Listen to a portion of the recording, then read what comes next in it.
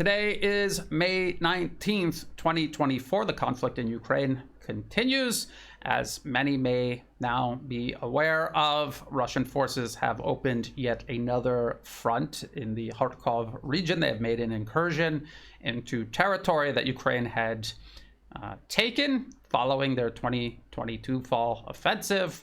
I will get into the history of that and how it is still to this day mischaracterized, and how that mischaracterization skews many people in the West's understanding of this entire conflict. Let's take a look at the live map. This is liveuamap.com. It's a pro-Ukrainian live map, so keep that in mind as we look at it. And if we zoom in, we will notice it's absent of the many red rifle icons, and that happens when it's being updated. So you just check, refresh it, check it, and then you will see the red rifle icons, and that indicates where Russian forces are on the move. They are not taking a break, not by any stretch of the imagination.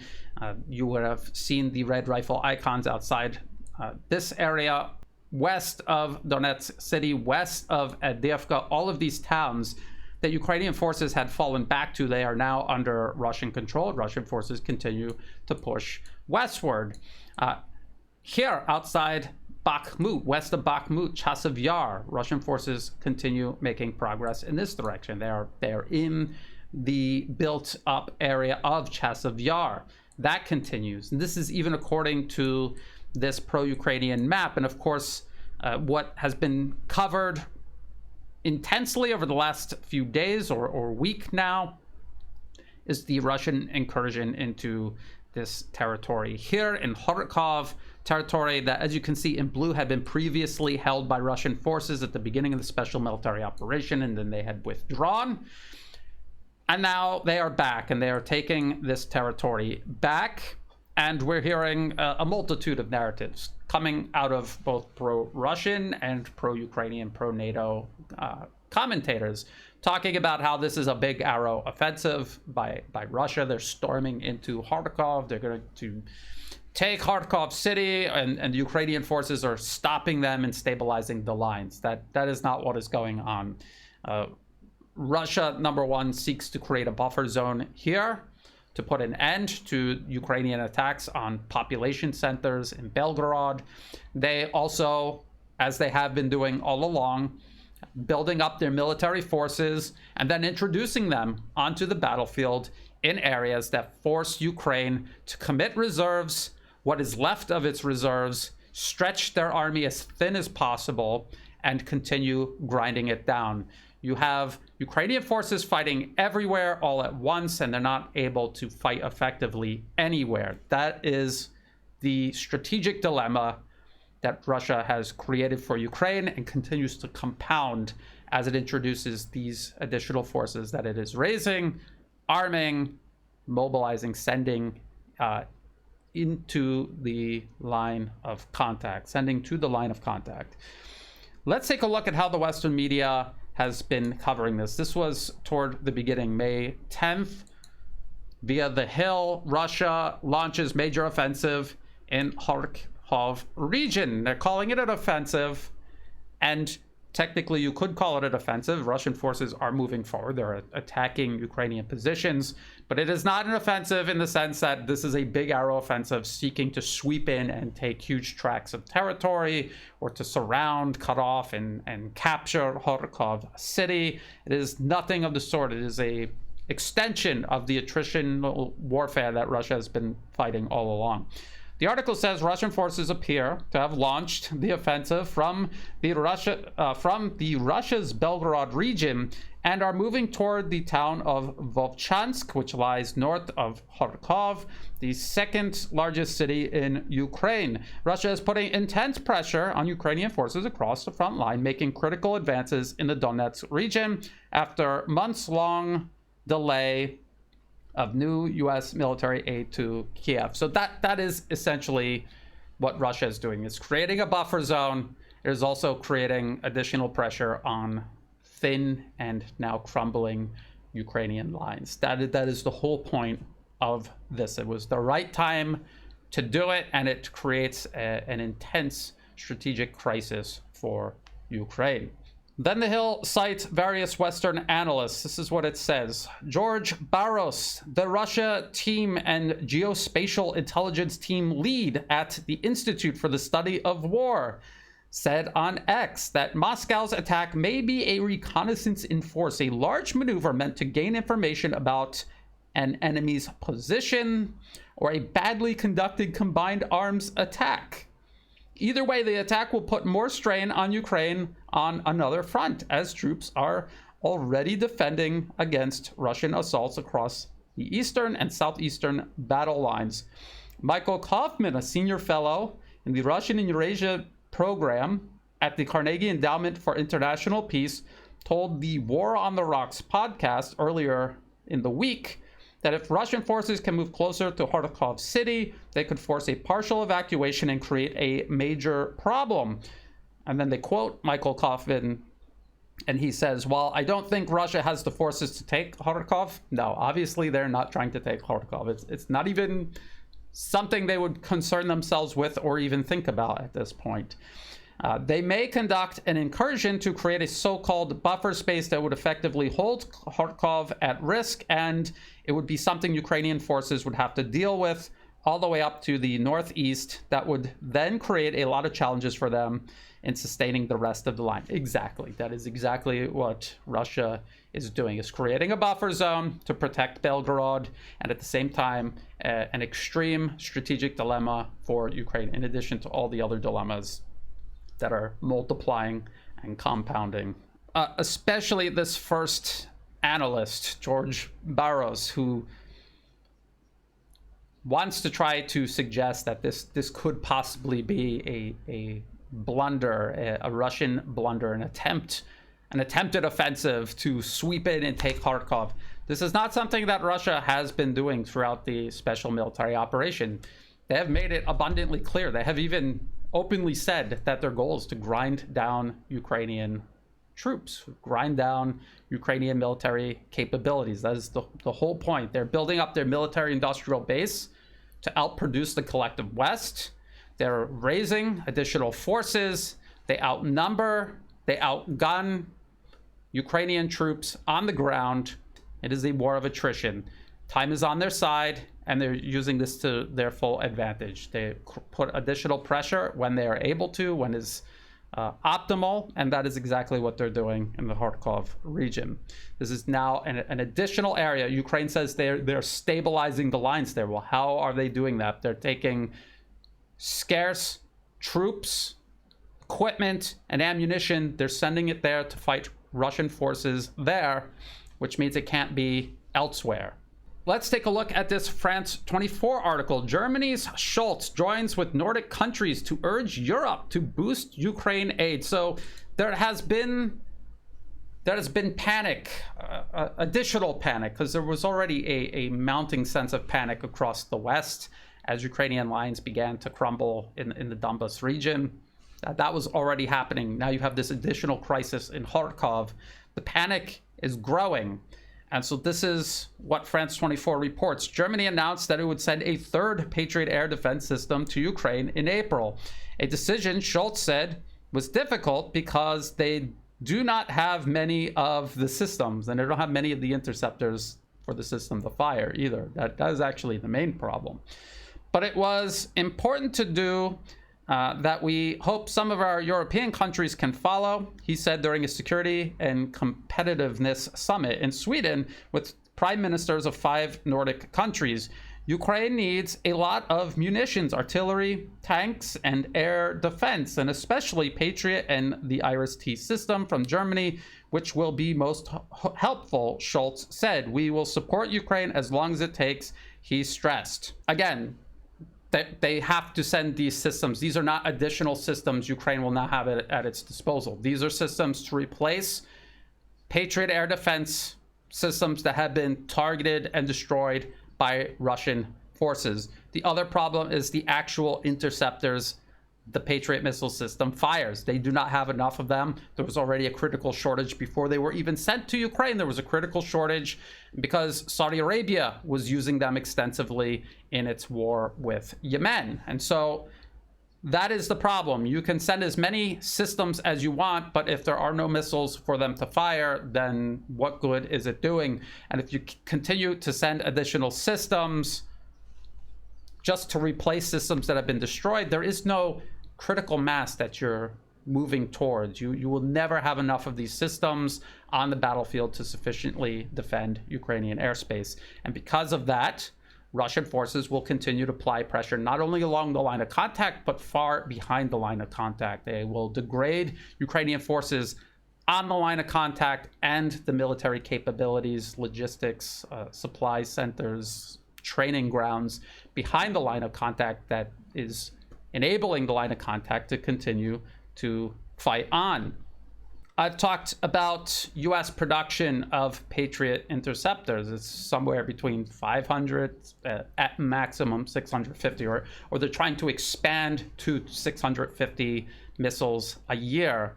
And as the Western media has pointed out many times, Russia is firing thousands of missiles at targets across Ukraine every single year. And in the air defense role, you want to fire at least 2 or more interceptors per incoming target to increase the probability of an intercept. And so you can clearly see the math does not add up in Ukraine's favor, and it never will. There's nothing that the US could do. There's nothing that they're even talking about doing to rectify this problem. The article then says, the Danish prime minister, whose country has also been a major donor of Ukraine, echoed Scholz's call. The main reason for the losses in Ukraine right now is because of the lack of air defense. And we have the systems. So if we have only one wish, it would be to deliver air defense systems as quickly as possible, she said. We have to speed up. We have to scale up in a short-term perspective, she said.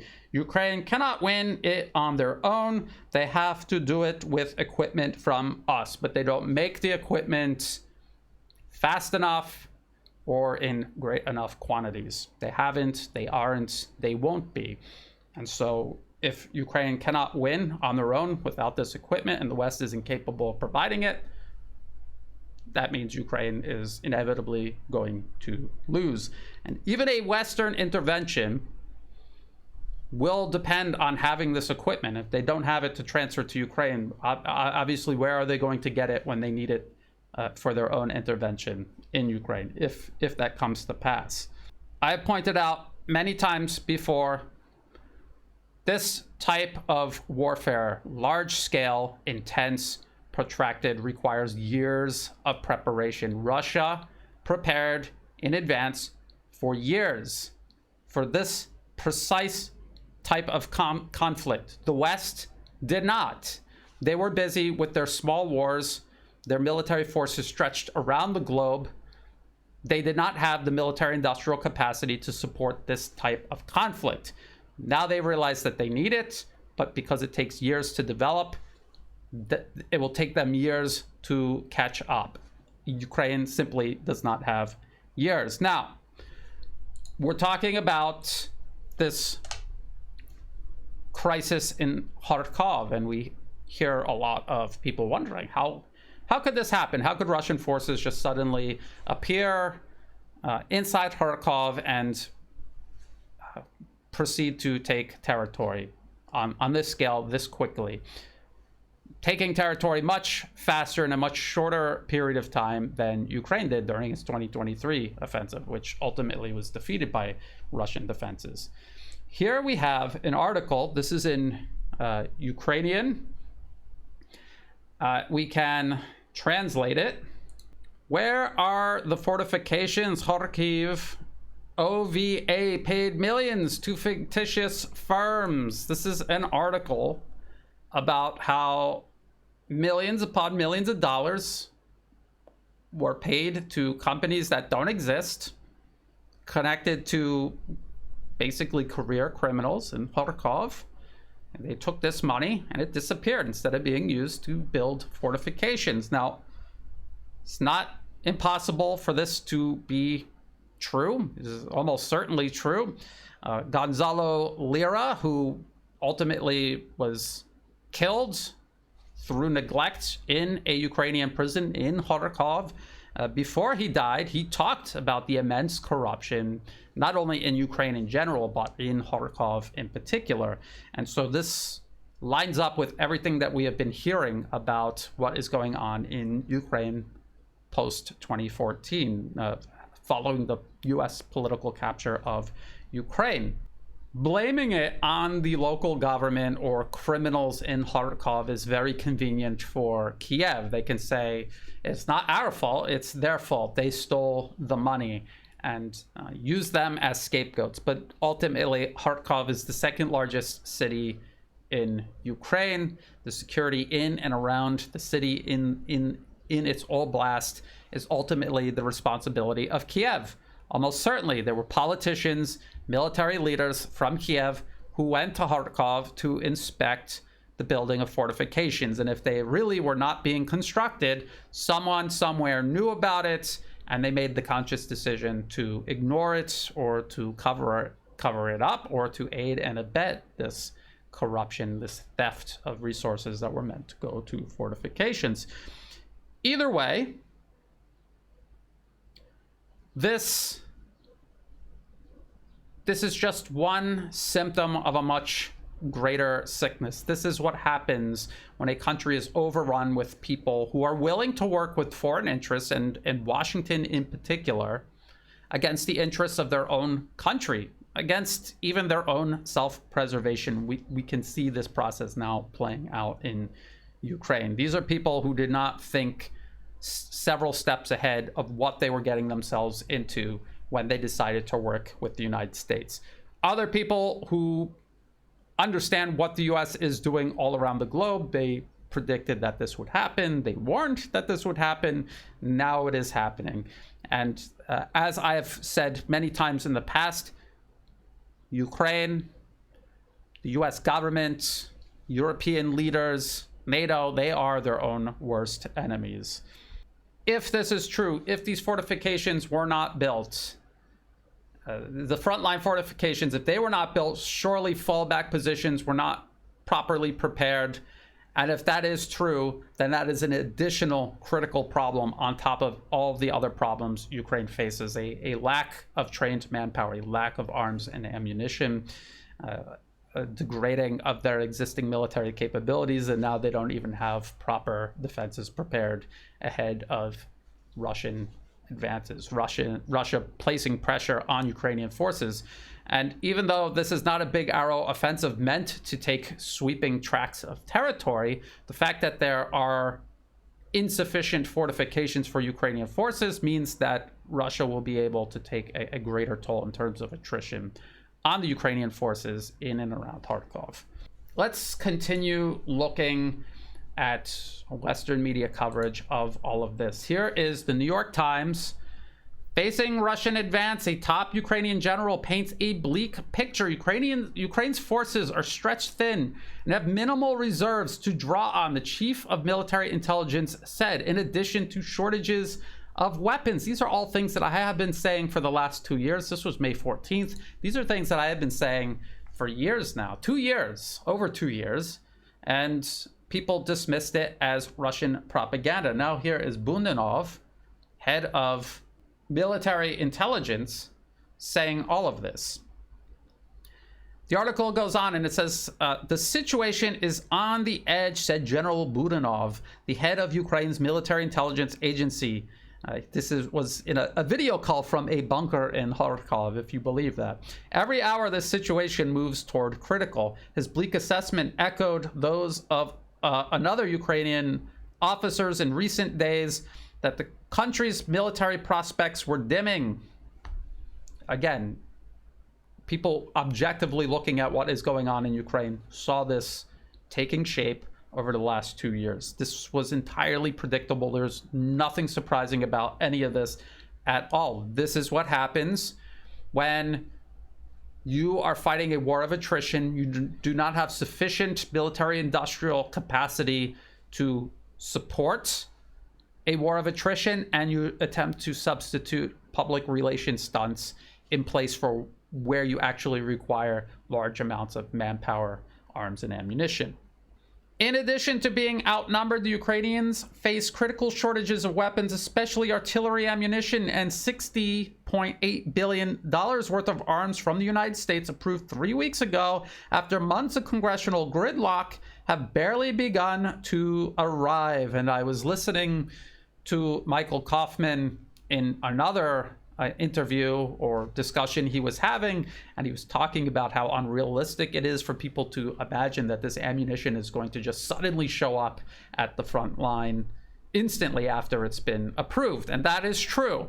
But what is also true is that even before the delay in congressional funding began, and for months, shortages were becoming increasingly critical. The United States and Europe simply do not make enough artillery shells for Ukraine. So even though they're sending additional artillery shells, it is nowhere near the amount necessary for Ukraine to even match, let alone exceed, what Russia is firing. It's not even going to be enough to slow down what is happening along the line of contact. There are other factors at play now, because Ukraine's military capabilities have been so vastly degraded that even with additional ammunition, it's not going to make a difference. There are other factors that have been allowed to develop that are irreversible, that are going to cause the continued degradation of Ukraine's defenses.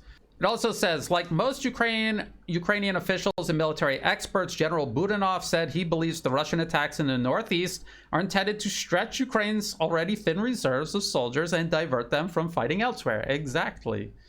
That is exactly the objective. Then he says, all of our forces are either here or in Chasiv Yar. I've used everything we have. Unfortunately, we don't have anyone else in the reserves. And I've heard Michael Kaufman and many other Western experts, analysts, commentators talking about how between now and 2025, Ukraine can mobilize manpower, train them, and get them to the front to turn this around. And as I pointed out, ahead of the 2023 offensive, there was a 6-month to 1-year window where they were trying to build new brigades for the offensive, and I explained how impossible that is. It takes years to build a new brigade, and it will take a year or more to reconstitute existing brigades that have been decimated in this type of fighting. You have lost officers commanding various levels within the brigade, and also non-commissioned officers. They take years to train and gain the experience necessary to effectively lead men in battle. Yes, you could accelerate that, but when they lead men into battle, they will be ineffective. And what you will have is a situation that continues to exponentially unravel. And that is what we're seeing in Ukraine. That is why Russia has chosen attrition over big arrow offensives, because big arrow offensives means crashing your forces through prepared defenses, crashing through minefields, running out in the open in the face of enemy artillery, drones, other precision-guided munitions. Doing it this way is slower, but it's safer. It grinds down enemy forces while it preserves your manpower and equipment. As I've been saying for the last 2 years. It's not going to change. It is working. There's no reason for Russia to change its strategy. We also have this article, again, from the New York Times. White House worries Russia's momentum is changing trajectory of Ukraine war. Multiple factors are helping Russia's military advance, including a delay in American weaponry and Moscow's technological innovations on the battlefield. Well, again, the delay in American weaponry, that is a misdirection. There were critical shortages and compounding problems before the delay even began. As far as Moscow's technological innovations on the battlefield, this did not happen overnight. This did not even happen over the last 2 years. The groundwork for this was set years ago, and it is something the West cannot replicate without likewise putting the years of preparation and groundwork in before they begin to reap the results that Russia now enjoys. The article also says, just 18 months ago, White House and Pentagon officials debated whether Russia's forces in Ukraine might collapse and be pushed out of the country entirely. Now, after months of slow Russian ground advances and technological leaps in countering American-provided arms, the Biden administration is increasingly concerned that President Vladimir V. Putin is gathering enough momentum to change the trajectory of the war and perhaps reverse his once bleak prospects. Maybe those prospects, being that bleak, were simply a product of Western propaganda or tactical, strategic, and political blindness. Russia's ability to counter American-provided arms, these articles that I have been reading from across the Western media about Russia jamming HIMARS-guided rockets, ATACMS, the ground-launched small-diameter bombs, the GPS-guided Excalibur 155mm artillery shell, Russia's advantage in electronic warfare and also air and missile defenses did not happen over the last couple of months or even the last 2 years. This was an advantage Russia, and before Russia, the Soviet Union, invested in for decades. For the United States to match these type of capabilities, they would need to make a similar investment, and they aren't. They're not even talking about doing so. The article also says, in recent days, Moscow's troops have opened a new push near the country's second biggest city, Kharkov, forcing Ukraine to divert its already thinned out troops to defend an area that it took back from Russian forces in a stunning victory in the fall of 2022. Was it a stunning victory? If people remember, I pointed out that even though Ukraine did take large tracts of territory in Kharkov, they also took the west bank of Kherson. They did so at great cost. Russian forces defended very well in Kherson. They made a conscious decision to move east of the Dnieper River. But before they did that, they had decimated Ukrainian offensive forces. And I remember reading over and over again these articles from newspapers like the New York Times and the Washington Post about how badly outfought Ukrainian forces were outside Kherson city. And then in Kharkov, Russian forces withdrew more rapidly, but as they did, Ukrainian forces out from behind their defenses were targeted and struck by long-range Russian firepower, and they suffered heavy losses. And again, these were losses that even the Western media admitted. So they traded their army, their manpower, and their equipment for these territorial gains. They did not rout Russian forces. Russia made the decision to withdraw. Russia suffered losses, obviously, but not nearly as many as some sources suggested. And we know this because come 2023, it was time for Ukraine's offensive, and we watched Ukraine attempt to rebuild their army after suffering heavy losses in Kharkov and Kherson the year before. And we were told that Russia had suffered so many losses that come the 2023 Ukrainian offensive, Ukrainian forces would just plow through Russian defenses, but that didn't happen. The article continues, artillery and drones provided by the United States and NATO have been taken out by Russian electronic warfare techniques, which came to the battlefield late, but have proven surprisingly effective. After a months-long debate in Washington about whether to send Ukraine a $61 billion package of arms and ammunition, created an opening that Russia has clearly exploited even though Congress ultimately passed the legislation. In interviews, American officials expressed confidence that many of these Russian gains are reversible once the spigot of new arms is fully opened, most likely sometime in July, and President Vladimir Zelensky of Ukraine finds ways to bring more and younger troops to the front lines. But they are hesitant to offer predictions of where the battle lines may stand even a few months from now, or whether Mr. Zelensky will be able to mount his long-delayed counteroffensive next year after the one last spring fizzled. If Ukraine could not succeed last year with their offensive, considering all the advantages they had then versus where they are now, there is no way they're going to be mounting any sort of successful counteroffensive, not this year, not next year, not any year in the future. It is actually very easy to make predictions about where all of this is going to go. Ukrainian forces will continue to degrade. Their lines will continue to crumble. Russian forces will continue to gain strength, both in numbers, also capabilities, and this will just continue in this direction. It's not going to continue in a linear manner in Russia's favor. It'll look more like an exponential increase in Russian success as Ukrainian forces degrade, lines crumble, trained manpower disappears. They're talking about mobilizing more and younger men. These are men that are not going to receive even the most basic training before they are sent to the front lines. And how effective will they be? They will not be effective at all. And we have seen the steady decrease in effectiveness of Ukrainian forces since this all began. This claim that the spigot of US arms and ammunition is now reopened, again, ignores the fact that even before the delay, Ukrainian military capabilities were degrading, defenses were crumbling, cities were being taken by Russian forces. How do they account for that?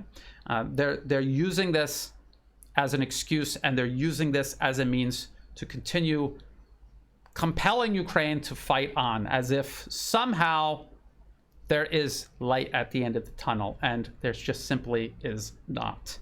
The article continues. It says the delay in American supplies has been matched by a similarly long delay in Ukraine approving a mobilization law to bring more and younger soldiers into its military. Ukraine is suffering acute shortages of soldiers and is struggling to provide adequate training to those it brings into the military. If that is the case, then mobilizing more manpower is not going to fix the problem. The problem is time. You have no time to train them properly. And that's it. You have lost too many soldiers, and especially soldiers with leadership skills and experience. There is no way to replace that. Not in 6 months, not a year, not even 2 years. And then it continues. But all those Russian advantages will not last indefinitely. And Russian forces are likely to make a push this summer, said Michael Kaufman. Michael Kaufman, again, cited, a Russian expert at the Carnegie Endowment for International Peace in Washington. But actually, these Russian advantages will persist, and they will actually increase. In 2024, the Russian military enjoys a material advantage and the strategic initiative, though it may not prove decisive, Mr. Kaufman said. This year represents a window of opportunity for Russia, but if the Russian military is not able to turn these advantages into battlefield gains and generate momentum, there's a fair chance that this window will begin to close as we enter 2025. Except Russia is making battlefield gains and generating momentum, just not in the way Michael Kaufman and many others across the West performing analysis on this conflict imagine. They imagine territorial gains. Russia is not attempting to make territorial gains. First and foremost, this is a war of attrition. And if Russia is wiping out more Ukrainian manpower and equipment than it itself is losing, if it's able to generate forces faster and more numerous than Ukraine and its Western sponsors can, that is a battlefield gain in a war of attrition. That is generating momentum. There's no doubt that Russia is generating momentum in terms of its war of attrition. And so this constant obsession over territorial gains is clouding their overall ability to understand what is happening. And because they don't understand what is happening, they continue to believe that somehow this can be turned around, as if Russia does not make all of these territorial gains, somehow they'll be at a disadvantage come 2025, when in reality, Russia is focused on decimating Ukrainian forces to the point where no amount of aid, no amount of military industrial output by the West is going to be able to turn things around, especially the manpower issue. Once they have sufficiently decimated not just the rank and file of Ukraine's military, but the officers, the NCOs, once that has reached a certain point, there is no way to turn it around. I want to talk about this before I conclude, And I want to conclude on the prospect of NATO intervention in Ukraine.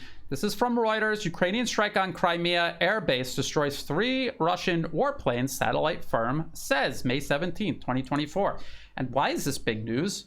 Because Ukraine launches a lot of missiles, drones, and rockets, and they achieve very little. So when one missile or rocket or drone does get through and cause damage, it makes headlines for days, if not a week or more. And in this case, a missile did get through at an air base in Crimea.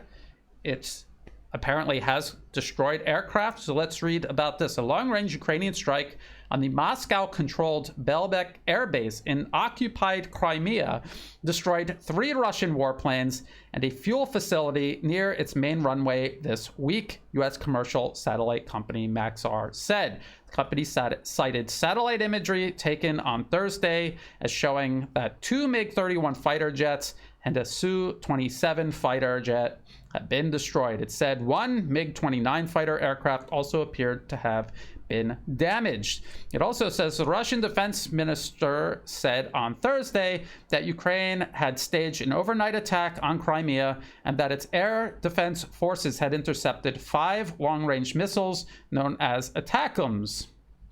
On Wednesday, it said Russia had intercepted 10 long-range ATACMS also launched at Crimea. It did not report any damage to military facilities in either attack. And if you look at satellite pictures and you look at the damage done, it looks like one of these ATACMS missiles got through. It used cluster munitions, which means it has an area effect. It is not just targeting one aircraft.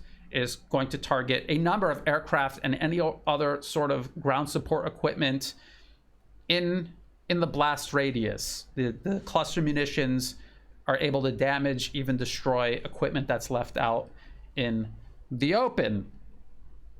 And as I have said many times before, almost certainly it can be said that these weapons transferred over to Ukraine, HIMARS, the guided rockets, ATACMS, these longer range missiles, the air-launched cruise missiles, these are ineffective. They are not effective. The vast majority of them are destroyed, and only occasionally do they make it through and hit their targets. To the point where it is not going to make any difference at all regarding the fighting. 3 aircraft destroyed. How often does this happen? Russia has hundreds of aircraft. They're also producing aircraft every year. They do not manufacture new MiG-31s any longer, but they're able to take old MiG-31s out of storage, modernize them, and return them to service. And so if these MiG-31s are replaced, that is how they will do it. This will make no difference at all for Ukraine. Even if many more of these missiles were making it through, it simply would not be enough to change the course of this conflict, not the way that it's going now. What I will say, though, is by properly dispersing your aircraft and equipment, by properly housing them in hardened structures, this could have been avoided. These cluster munitions are not powerful enough to penetrate properly constructed hardened structures.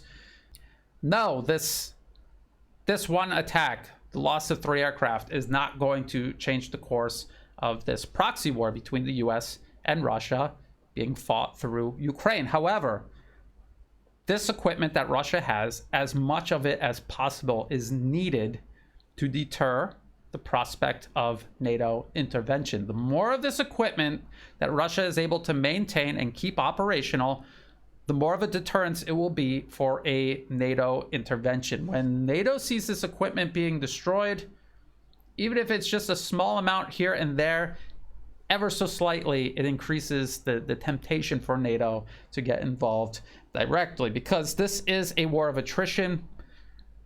The way that it is developing now is irreversible. There's no way for Ukraine, simply backed and sponsored by the collective West, to turn this conflict around. The only possible way this could be stopped or possibly reversed is for a large-scale NATO intervention. So you would want to try to deter that as much as possible if you were Russia. which means you might want to invest more in preserving your manpower and equipment by taking not trivial measures to prevent incidents like this, however far and few between they are. But it might be worth investing in dispersing your equipment better and protecting it better. Now, speaking of NATO intervention, I want to talk about this article here from the Kiev Independent. German lawmakers suggest allies could protect sky over Western Ukraine from NATO soil. Now, this doesn't make any sense at all. The vast majority of Russian missiles, long-range missiles, are fired well beyond Ukrainian airspace. So we hear a lot of people calling for a no-fly zone over Ukraine, but Russia's warplanes, when they're launching these long-range cruise missiles, their ships are launching cruise missiles from the distant corners of the Black Sea. This is not happening anywhere near Ukrainian airspace. The missiles are flying into Ukrainian airspace, but the aircraft and ships launching them are nowhere near Ukrainian airspace or shores. What they do seem to be talking about is trying to shoot these missiles down with air defense systems based outside of Ukraine. And the obvious reason they're trying to do that is to prevent them from being targeted and destroyed by Russian missiles. And so obviously, even though the Western media has attempted to downplay this, they wouldn't be talking about this if the air defense systems in Ukraine were not being targeted and destroyed at an alarming rate. So that is obviously happening. That's something that Russia has claimed is happening. There has been a lot of photographic and video evidence that this is happening. And when you see policies like this proposed, it suggests that it is happening at an alarming rate. Now, if you put air defense systems in Poland or Romania, their ability to cover Ukrainian airspace is going to be very, very limited. And even the area where they're trying to protect, missiles are always going to get through. Drones will always get through. And while the systems might not be targeted by Russia because they're in these other countries, the main problem NATO has is not necessarily preserving these systems, although that is a problem as well. The problem is the interceptors. They simply do not make enough interceptors, and that is not going to change anytime soon. So even if you could keep some of these systems operational by preventing Russia from destroying them because they're in Poland, they're in Romania, you're still short on interceptors. So how are you going to protect Ukrainian airspace? So it all comes back around to logistics, military industrial production. They also talk about a focus on supplying additional defense aid to Kiev. They also said this would relieve the burden on the Ukrainian air defense and allow it to protect the front. But what has been happening all along the front? Why is Ukraine running out of air defense systems to protect the front? Because when they go to the front, they are targeted and destroyed. Even when they're deep behind the line of contact, Russia is still able to find them, target them, and destroy them. And so even if this worked perfectly and freed up whatever is left of Ukrainian air defenses, those air defenses would go to the front and Russia would simply hunt them down and destroy them. When you hear people proposing policies like this, it is out of desperation. They're watching their air defense systems disappear. The interceptors are depleted and their systems are being targeted and destroyed. So they're just thinking of anything at all they can do to try to at least slow this process down. This would slow the process down by maybe a couple of months. Now, what I will say is that this could be a way for NATO to incrementally begin the construction of a buffer zone. We continuously hear about NATO personnel on the ground in Ukraine already, filling a number of roles, a growing number of roles. We hear about European countries sending soldiers to go train Ukrainians inside Ukraine. I think this is also already happening. We hear about proposals to send troops in to protect different parts of Ukraine behind the line of contact, to free up Ukrainians to go to the line of contact, which again is just going to feed them in to this war of attrition where they will all be maimed or killed. Now we're talking about air defenses along the border, and then if you're doing that, it's just another small step to suggest placing them on the other side of the border and just eventually end up building a buffer zone in Western Ukraine, as myself and many others have been warning about since this special military operation began all the way back in 2022. Of course, constructing a buffer zone in Western Ukraine is not guaranteed to prevent a Russian attack on those Western forces. One of the first things Russia did when it began the special military operation was destroy the NATO training grounds in Western Ukraine. We've also heard Russia officially and unofficially vow to strike at Western forces if they were to cross over into Ukraine. And at the end of the day, it looks more like a bluff from the West than any sort of serious plan. If the West is incapable of supplying Ukraine with sufficient artillery ammunition and air defenses, who is going to supply the collective West with a sufficient number of artillery shells and air defenses if they become directly involved? And so what they're gambling on is Russia's reluctance to escalate with the collective West if they put those troops inside Ukraine. It is an extremely dangerous game. It is an act of desperation. The West is desperate. They are losing this proxy war. They understand that losing this proxy war against Russia in Ukraine is just the first step of many to reversing their global hegemony everywhere else. So we have to keep a very close eye on this. It's a very dangerous situation. In many ways, the more successful Russia becomes on the battlefield, the more dangerous this conflict actually potentially could become. So if you thought this video was useful, please like and share. Think about subscribing. It's free to do. It helps the channel grow. Check the video description below for other places you can find and follow my work. I highly suggest that you get on Telegram. Follow me on Telegram. There's many other great channels on Telegram. I held off on doing a video on the situation in Kharkov just to kind of see how it plays out and zoom out and see how it fits into the bigger picture. There are others out there who are covering this on a daily basis. I highly suggest you follow the Duran, Alex Christoforou and Alexander Mikuris. They do daily videos and they are posted in full on their Telegram channel. I also follow Scott of Calibrated, and both of these sources in turn cite a large collection of other very valuable sources. So you would be doing yourself a service by going on Telegram. And if for some reason you don't want to watch my videos on YouTube, and I fully understand why that might be, I post all of my videos in full on Telegram. You can see them all there. Also in the video description are all of the links that I referenced in this video, as well as for ways you can help support my work. I do not monetize my YouTube channel or any of my other social media platforms. If ads pop up, feel free to skip them. If you do want to help support my work, please do so through Buy Me a Coffee and through Patreon. The links will be in the video description below. To everyone who has been helping out, whether it's a one-time donation, donations month to month, or even if you have no extra resources and you're just sharing my work with others, getting the word out there, this is all greatly appreciated. This is what makes this work both possible and effective. So thank you, and as always, thank you for watching.